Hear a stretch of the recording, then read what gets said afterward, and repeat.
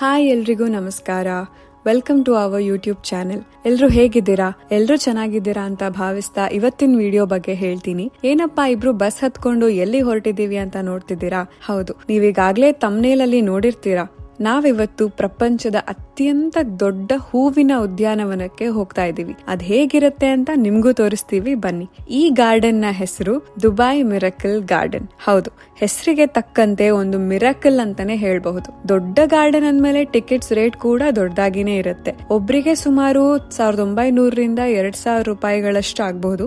ಮಕ್ಳಿಗೆ ಒಂದ್ ಸ್ವಲ್ಪ ಕಡಿಮೆ ಇರುತ್ತೆ. ನೀವೇನಾದ್ರೂ ಆನ್ಲೈನ್ ಅಲ್ಲಿ ಟಿಕೆಟ್ ಬುಕ್ ಮಾಡ್ಕೊಂಡ್ರೆ ಒಂದ್ ಸ್ವಲ್ಪ ಕಡಿಮೆ ಆಗ್ಬೋದೇನೋ ಅನ್ಸುತ್ತೆ. ನಾವು ರೆಸಿಡೆನ್ಸ್ ಆದ ಕಾರಣ ನಮ್ಗೆ ಒಂದ್ 5% ಕಡಿಮೆ ಇತ್ತು. ಒಳಗಡೆ ಹೋಗ್ತಿದ್ ಹಾಗೇನೆ ಯಾವ್ದೋ ಬೇರೆ ಲೋಕಕ್ಕೆ ಬಂದಿದೀವೇನೋ ಅಂತ ಅನ್ಸುತ್ತೆ. ನಿಜವಾಗ್ಲೂ ಈ ಪ್ರದೇಶದಲ್ಲಿ ಮರಳುಗಾಡು ಹಾಗೂ ಪೆಟ್ರೋಲಿಯಂ ಬಿಟ್ರೆ ಇನ್ನೇನಿದೆ ಅಂತ ಅಂದ್ಕೊಂಡ್ರೆ ತಪ್ಪಾಗತ್ತೆ. ಮನುಷ್ಯನಿಂದ ಏನ್ ಬೇಕಾದ್ರೂ ಸಾಧ್ಯ ಆಗುತ್ತೆ ಅನ್ನೋದಕ್ಕೆ ಈ ದುಬೈ ಸಿಟಿ ಒಂದು ಉತ್ತಮ ನಿದರ್ಶನ ಅಂತಾನೆ ಹೇಳ್ಬಹುದು. ಈ garden world's largest flower garden ಅನ್ನೋ ಬಿರುದನ್ನು ತಂದಾಕ್ಸ್ಕೊಂಡಿದೆ. ದುಬೈನಲ್ಲಿ ಮೇ ತಿಂಗಳಿಂದ ಸೆಪ್ಟೆಂಬರ್ ವರೆಗೂ ತುಂಬಾ ಬಿಸಿಲಿರೋ ಕಾರಣ ಅಕ್ಟೋಬರ್ ನಿಂದ ಏಪ್ರಿಲ್ ವರೆಗೆ ಮಾತ್ರ ಇಲ್ಲಿ ಪ್ರವೇಶ ಇರುತ್ತೆ. ಈ ಸುಂದರವಾದ ಉದ್ಯಾನವನದಲ್ಲಿ 150 ಮಿಲಿಯನ್ ನಷ್ಟು ಹೂವುಗಳು ಅರಳಿ ವಿವಿಧ ಆಕಾರಗಳಲ್ಲಿ ನಮ್ಗೆ ನೋಡಕ್ ಸಿಗತ್ವೆ. ಏರ್ಬಸ್ A380 ವಿಮಾನ ಪ್ರಪಂಚದಲ್ಲೇ ಅತ್ಯಂತ ದೊಡ್ಡ ವಿಮಾನ ಅಂತ ಹೇಳ್ತಾರೆ. ಅಂತ ವಿಮಾನವನ್ನು ಸಂಪೂರ್ಣವಾಗಿ ಹೂವಿನಿಂದ ಅಲಂಕಾರ ಮಾಡಿ ಇಲ್ಲಿ ನಿಲ್ಸಿರೋದನ್ನ ನಾವು ನೋಡಬಹುದು. ಈ ಅಲಂಕಾರಕ್ಕೆ ಗಿನ್ನೆಸ್ ವರ್ಲ್ಡ್ ರೆಕಾರ್ಡ್ ಕೂಡ ಇದೆ.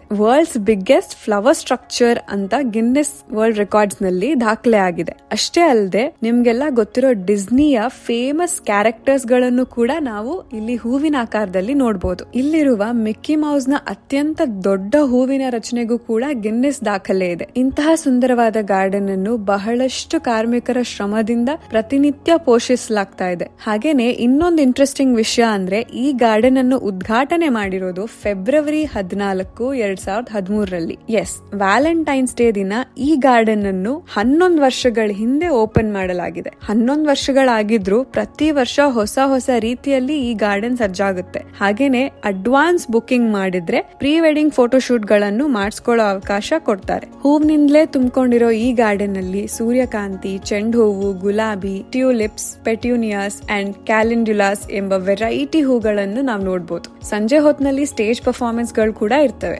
ನೋಡಕ್ ಇಷ್ಟಪಡೋರು ಆಂಫಿ ಥಿಯೇಟರ್ ನಲ್ಲಿ ಕೂತ್ಕೊಂಡು ಕಾಲ ಕಳೆಯಬಹುದು. ಹಸಿವಾದ್ರೆ ಸ್ನಾಕ್ಸ್, ಐಸ್ ಕ್ರೀಮ್ಸ್, ಕಾಫಿ ಸಿಗೋ ಅಂಗಡಿಗಳು ಕೂಡ ಇದಾವೆ. ನಮಗಂತೂ ಮಧ್ಯಾಹ್ನದಿಂದ ರಾತ್ರಿವರೆಗೂ ಹೇಗ್ ಟೈಮ್ ಹೋಯ್ತು ಅಂತ ಗೊತ್ತಿಲ್ಲ. ಎಲ್ಲಾ ಕಡೆ ಓಡಾಡ್ಕೊಂಡು ಚೆನ್ನಾಗಿ ಫೋಟೋಸ್, ವಿಡಿಯೋಸ್ ತಕ್ಕೊಂಡು ಕಾಲ ಕಳೆದ್ವಿ. ಯಾರಿಗೆ ತಾವು ಇದ್ದಲ್ಲೇ ಎಲ್ಲವೂ ಕುತೂಹಲವಾಗಿ ಇರುವುದಿಲ್ಲವೋ ಅವರು ಈ ಭೂಮಂಡಲದ ಮೇಲೆ ಎಲ್ಲಿ ಟೂರ್ ಹೋದರೂ ಇಂಟ್ರೆಸ್ಟಿಂಗ್ ಆಗಿ ಇರೋದಿಕ್ಕೆ ಆಗಲ್ಲ. ಇದು ನಾನ್ ಹೇಳಿದ್ದಲ್ಲ, ನಮ್ಮ ಪೂರ್ಣಚಂದ್ರ ತೇಜಸ್ವಿ ಅವರು ಹೇಳಿರೋದು. ಅದ್ ಹಾಗಿದೆ, ಇದ್ ಹೀಗಿದೆ ಎಂಬ ನಿಂದನೆಗಳನ್ನು ಮಾಡುವುದು ಸುಲಭ.